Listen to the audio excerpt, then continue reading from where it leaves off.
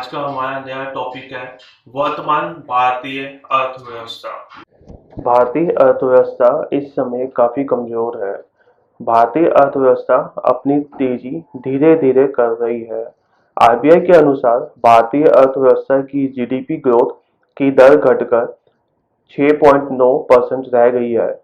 देश की कई बड़ी प्रभावशाली कंपनी इस आर्थिक मंदी को झेल रहे हैं, जैसे निजी विमान कंपनी जेट एयरवेज बंद हो चुकी है एंड टेलीकॉम क्षेत्र की एक बड़ी सरकारी कंपनी बीएसएनएल भी अपना अस्तित्व खो रही है।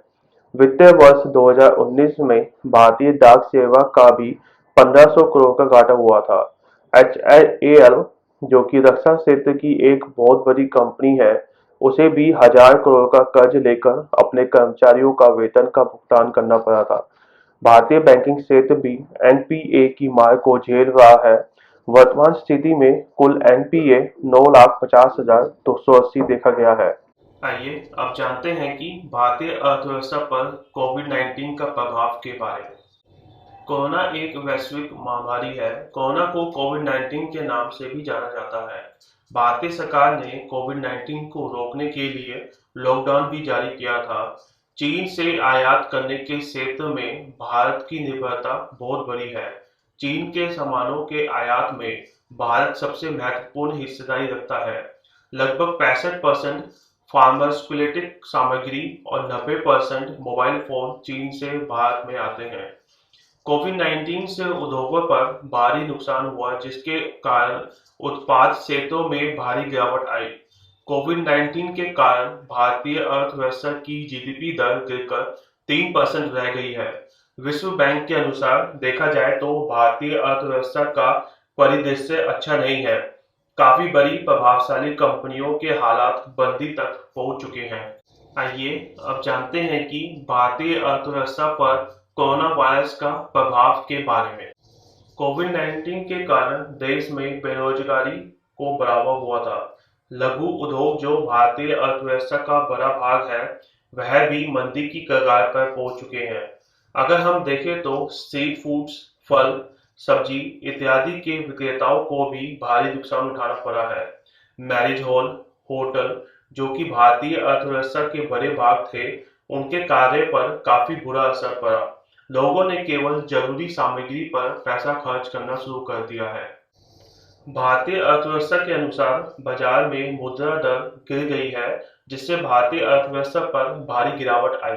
कोविड-19 के कारण औद्योगिक क्षेत्रों में भी मजदूरों का पलायन हुआ, जिसके कारण उत्पादन दर में काफी गिरावट आई। भारतीय बाजार में मांग कम होने के कारण आपूर्ति नहीं हो पा रही है। हीरो जैसी बड़ी कंपनी ने भी कोविड-19 में मंदी के बादलों को झेला। उसने अपने कर्मचारियों को बाहर निकाल दिया और अपनी फैक्ट्री को बंद कर दिया। जवाहरलाल नेहरू विश्वविद्यालय की अधिकारी ने यह कहा है कि शायद स्वतंत्रता के बाद भारत का यह सबसे बड़ा बुरा दौर है। लोगों के पास पैसा नहीं है, निवेशक भी निवेश की स्थिति में नहीं है। वैश्विक अनुभवों के अनुसार देखा जाए तो जीडीपी की वृद्धि दर अप्रैल 2020 में मार्च 2021 के दौरान घटकर 0.8% रह जाएगी। यह इंडियन भारतीय अर्थव्यवस्था पर काफी नकारात्मक प्रभाव डालेगी। Pharma, photo consumer durables, world tourism भारतीय अर्थव्यवस्था की रीढ़ की हड्डी माने जाते थे। उन पर भी आर्थिक मंदी का बहुत बड़ा असर हुआ है। आइए अब जानते हैं कि भारतीय अर्थव्यवस्था पर इसके प्रभाव के बारे में।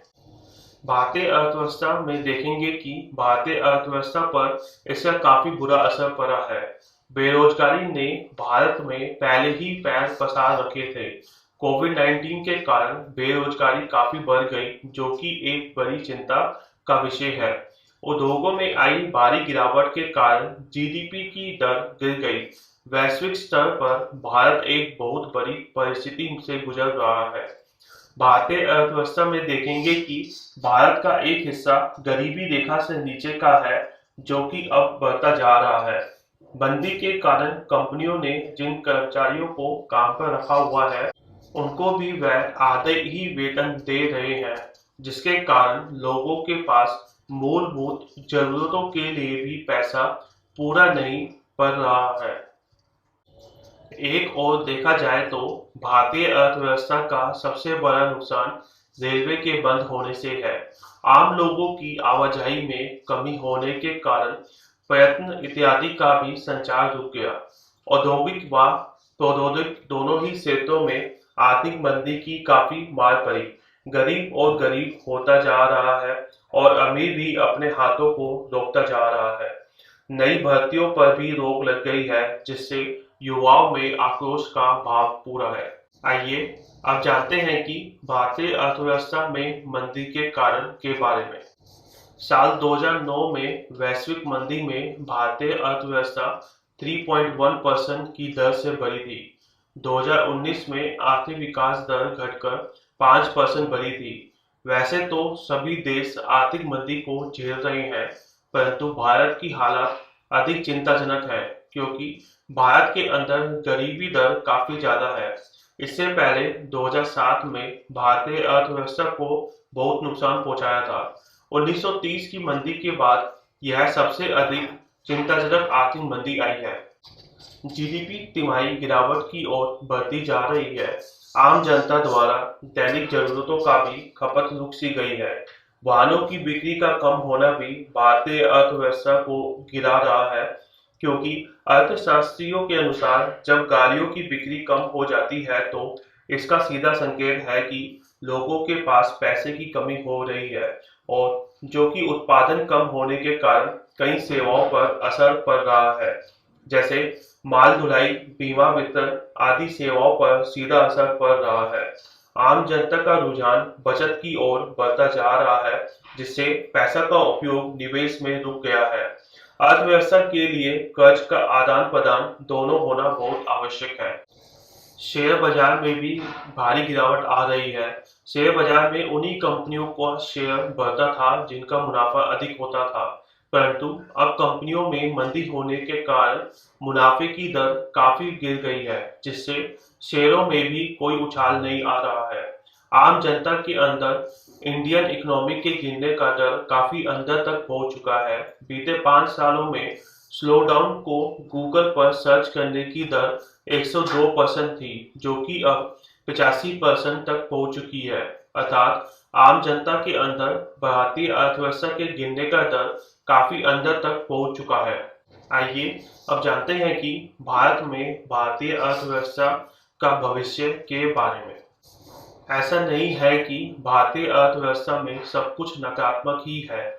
जहां भारत की अर्थव्यवस्था गिर रही है, वहीं कहीं ना कहीं इसका भविष्य उज्जवल है, क्योंकि जैसा कि हम सभी लोग जानते हैं कि लॉकडाउन के बाद माननीय प्रधानमंत्री जी ने भारतीय अर्थव्यवस्था की ओर आत्मनिर्भरता पर ध्यान दिया है, जिसके अंतर्गत हम छोटे छोटे लघु उद्योगों का कार्य कर सकते हैं। भारतीय अर्थव्यवस्था से पता चलता है कि सहायता के लिए बैंकों से कर्ज की भी घोषणा की गई है, जिसके हमारे युवा दल जो बेरोजगार है या जो नौकरी की तलाश में है, वह अपने दिमाग का अच्छा इस्तेमाल करके देश को आगे बढ़ा सकते हैं, जिससे भारत का पैसा भारत के अंदर ही घूमेगा और वह बाहर नहीं जाएगा। इससे हमारे देश की अर्थव्यवस्था में सुधार होगा और वह अर्थव्यवस्था सुदृढ़ होगी। जब एक व्यक्ति अपना कोई भी उद्योग लगाएगा तो उसे और भी कर्मचारियों की जरूरत पड़ेगी, जिससे रोजगार के अवसर भी प्राप्त होंगे। पता लगा है कि हमारे देश में किसी भी चीज की कमी नहीं है। जैसे जो वेंटिलेटर हमारे देश में चाइना से मंगवाए जाते थे, उन वेंटिलेटर का निर्माण खुद से करना शुरू हुआ। हैंड सैनिटाइजर, मास्क इत्यादि छोटी छोटी चीजों का निर्माण भी हमारे देश के अंदर ही हुआ, और इससे लोगों के उद्योगों को काफी फायदा मिला। जब आत्मनिर्भरता बढ़ेगी तो अवसरों की भी बढ़ोतरी होगी। आर्थिक मंदी का सीधा असर विदेशी पूंजी से भी होता है। जब हमारे देश का पैसा हमारे ही देश में होगा तो हमें आर्थिक मंदी जैसे परेशानियों का कभी भी सामना नहीं करना पड़ेगा। कोरोना काल के महीने यदि देखा जाए तो हमें बहुत सारे रोजगार के अवसरों की प्राप्ति हुई है। धन्यवाद।